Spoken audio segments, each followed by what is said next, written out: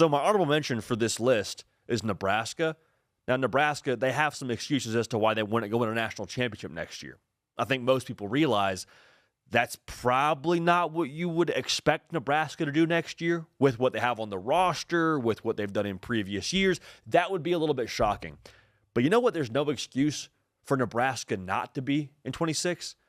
Is just be fun, be frisky, be a good watch, be a good hang, be a team now in the Big Ten we look at and say, maybe you're not tier 1 in the conference, but you're top of the middle class. Maybe you say, well, JD, new quarterback in Calandria, we'll see how he translates to a new system back to the P4 level. I hear all that. I understand where you're coming from. But here's the thing. It's year 4 of the Matt Rule era. And you will find very few people in this space that are more pro Matt Rule than your boy right here. Had a cup of coffee in his program when I was at Baylor, man. Like the way they do things in that building, I promise you, it is intense, it is detailed, it is with a sense of urgency. It is built to now, when he took that job, to be a program that in year 3, you started to see some tremendous return on investment. Now, I think the fact that year 3 didn't go how it's gone in previous places for Matt Rule, with that big jump to go compete for a conference championship like he did at Temple and at Baylor in those respective year 3s, in retrospect, it makes a little bit more sense because the Big Ten is different than where Baylor was in the Big 12 and what Temple was in their respective conference. But still, Nebraska now going to year 4, everything you hired Matt Rule to be, which is, again, a margin winner, a culture builder, a do more with less kind of guy. This is the year where you see that. So, again, I'm not asking Nebraska to go be a team that makes the playoff even in 26. That'd be awesome. It'd be awesome for us here on this side of things with Nebraska following we have on this channel. But I just need you to be a team to where every single week we say, yeah, Nebraska's going to probably either win that game if it's a team in the middle class, the Big Ten, or, hey, they're going to be frisky, they're going to be competitive, they're going to give somebody problems. Like there's 3 games I have circled Nebraska has at home. Indiana, Washington, Ohio State. Again, all in Lincoln. I don't need you to win any of those games. It'd be nice if you got one of them, but can you just be competitive in every single one of them? Like I think back to, I guess it was year 2 of the Matt Rule era, when they went to Ohio State and played the eventual national champion Ohio State Buckeyes, took them to the freaking limit, man.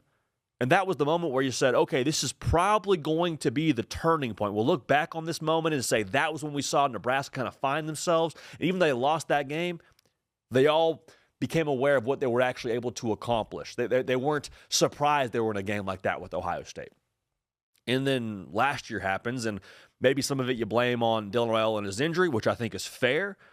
But again, in year 4, it really is about going and just being a team that can actually make some noise in the top of the middle class in the Big Ten. Like they're number 3 in returning production in all of college football. Translation, you have some guys that have played some football that know what they're getting into. There shouldn't be an acclimation process for this roster. You got a quarterback in Anthony Calandria who, say what you want about him being new to the system and being back playing Power 4 college football. Like the Big Ten and the Mountain West, we all understand, very different conferences. But if you took Anthony Calandria's numbers from UNLV last year and copy and pasted them into Nebraska next season, that'd be the best season by the numbers, both running and throwing combined, of any Nebraska quarterback ever. It's a place with a lot of tradition and history and pageantry. That's a place now, if you have a label like that on you, if Calandria's able to do something like that, you'd like to think that would equate to at least like what, a 9-win season? Is it too much to ask for Nebraska to be an 8-win team? Because I've been saying for the better part of the last couple of years, this is the year where the details and the way they've been honing in on those and focusing on the margins, this is the year where they make that jump. And then I've been sitting here in the month of December and saying, okay, maybe I was a little bit ambitious in my evaluation of Nebraska. So in year 4, when the thought in hiring Matt Rule was culture, margins, do more with less, eval better on the recruiting trail, develop better in-house, and then eventually 3 stars play like 5 stars, year 4 is when all that comes to fruition. Or at least there's no excuse that it shouldn't here. So Nebraska, honorable mention. No excuse for them not to be fun, frisky, and a team that makes some noise in the Big Ten, and at the very least is a really freaking tough out here going into next season. But let's break into the top 10. If you haven't yet subscribed to the channel, go ahead and do that.